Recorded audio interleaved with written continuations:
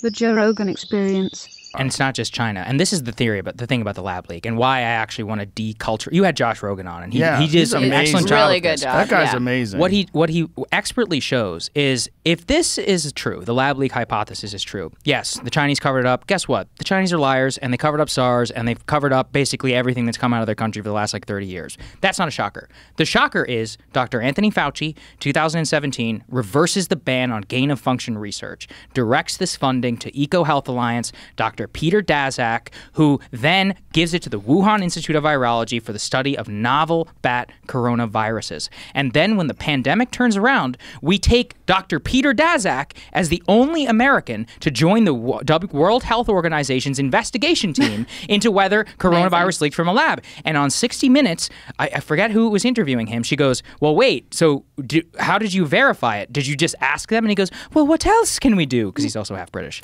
And that's how he goes, well, what else can we do? Oh, we could read emails. We could also see that Peter Daszak, as of 2 days ago, has been caught lying. He said there were no live bats inside of the Wuhan Institute of Virology. Sky News Australia just revealed 2017 video that bats were present inside the Wuhan Institute of Virology, and the deputy director says, before this, China had no experience in BSL-4 laboratory. That's the highest level safety for a laboratory, but we have been here, and I don't forget, I don't want to misquote him, but he said something along the lines of creating new viruses, synthesizing new viruses. And what Fauci and Dr. Shi, who's the head of the Wuhan Institute of Virology, they're playing fucking games. Fauci and Rand Paul, when Rand Paul was pressing him, he was like, we did not fund gain-of-function research. He's trying to define it as explicitly what is on the record as him funding. Dr. Shi is the same thing. We were not doing gain-of-function research here at the lab. This is amazing. Yeah. I don't know if you caught. She did an email interview with the New York Times, which was mostly, it was just, the standard state party line from China. But they asked her about gain-of-function research. And I'm sure your listeners mostly know that gain-of-function research is basically modifying these to see how can we make these pathogens more dangerous, right? And it's in and of itself very dangerous because these things do leak from labs relatively routinely. And she says, we were not doing gain-of-function research because what we were doing wasn't making it more virulent or dangerous. It was seeing if it could jump from species to species. I'm sorry. Isn't that the definition of making it more dangerous for us? Seeing if you can make it jump into our species? That seems like that's pretty dangerous. So they're trying to play these games saying it's not technically gain-of-function research. How does Fauci get away with standing there under oath and saying... Media, right? 100%. It's all media pressure, which is he's the god. It's the anti-Trump derangement syndrome, right? Fauci was put up as the anti-Trump guy, and he became this liberal icon. There are these signs in Washington, D.C. of people's yards. I don't know if you have them here, but it's literally his face on a sign and Thank you, Dr. Fauci. Jesus. This is what we're dealing with, Joe. This is what we're dealing with. People are terrifying. Hero worship, right? And again, no one is above reproach. Every human being is flawed, and especially when you're in that kind of position of power and you have certain incentives, you have to ask questions about these things. But there was another element too. And this was, frankly, an ingenious play by the media and the scientific community is not only was it, Trump and his band of wackos are the ones that are promoting this theory, but also that this theory is somehow racist. Mm-hmm. And the moment that the lab leak theory was pegged as racist, that's when it really became toxic for anyone in the mainstream to ask questions about, because you don't want to be pegged as you're just pursuing this racist conspiracy theory.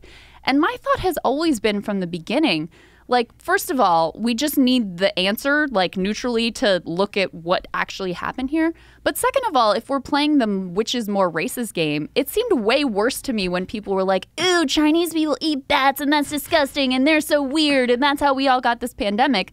That seemed to me way more problematic than the idea that a lab that, by the way, the USA is funding, that something leaked accidentally from that lab. So that was really the thing that put this all off the table, was this strategic weaponization of, what is a very real problem of alleging racism. It's the scientific community teamed up with basically they got the luckiest fucking break of their lives that Trump was president, because they teamed up with the media and they made it so that it was racist to question. Even recent recently, the lead New York Times reporter on COVID tweeted and then deleted, "Are we ever going? Well, someday we will acknowledge the racist origins of the lab leak theory." New York Times reporter, Yeah, I saw that. who was in charge of COVID. Right. This is still in their brains. They have brain worms because of Trump. And I was telling Krystal, because of Trump, 35% of this population, you could have smoking gun proof that lab leak theory was true. 35% of the population, hardcore Democrats who watch MSNBC, they'll never believe it. They'll always say that it's racist.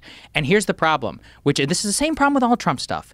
If this is true, we should be having a national conversation around gain-of-function research. We should have a Wuhan commission around gain-of-function research. Instead, they want to do a January 6th commission in order to reconstruct the events of a day where we all fucking know what happened, okay? It's over. We know. I'm not saying it wasn't terrible, but that is not what the driving conversation... What is it? It's June 15th. Why are we still talking about January 6th? We should be talking right now. Did U.S. government funds explicitly directed towards novel coronavirus research, which led to the worst pandemic in a century and cost the global economy trillions of dollars? And as Josh is the first one to point out, the response from the scientific community has been we need more gain-of-function research, $1.2 billion to the Global Virome Project.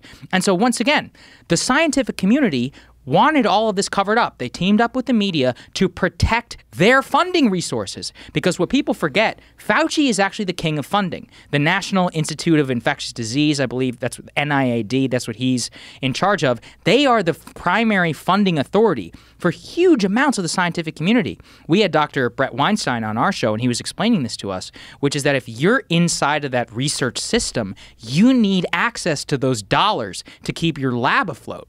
Like, my dad is a professor at Texas A&M, and so I know a little bit about funding, and like the way that you keep your tenure positions in a lot of these universities is you have to like continually bring funding in. So both my parents are professors there, and so like a lot of the professorial game is getting money from granting institutions. Now in the science community, it's from the National Science Foundation, it's from the National Institute, or whatever Fauci is the head of the National Institute of Health.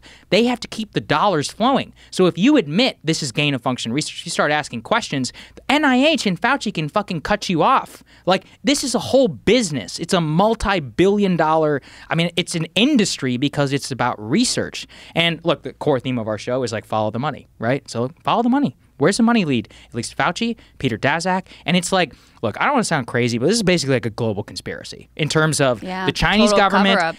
It's a total cover-up of the Chinese government, the U.S. government, the guy who was on the fucking TV, and we were all supposed to trust this entire time. And it turns out like he's the guy who reversed the ban in the first place in order to take advantage of the chaos under Trump. And I know it's so complicated, and regular people...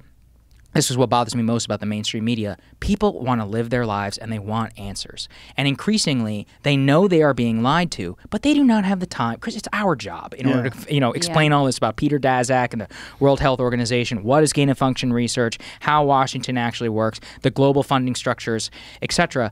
People are being lied to. They have been completely lied to on this story. I do think this is the biggest failure since Iraq WMD. I think this is WMD 2.0. Catch new episodes of The Joe Rogan Experience for free only on Spotify. Watch back catalog JRE videos on Spotify, including clips.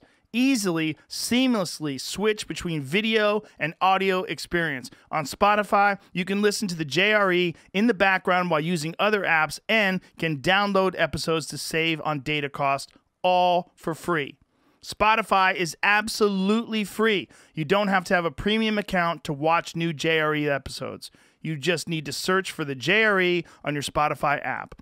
Go to Spotify now to get this full episode of The Joe Rogan Experience.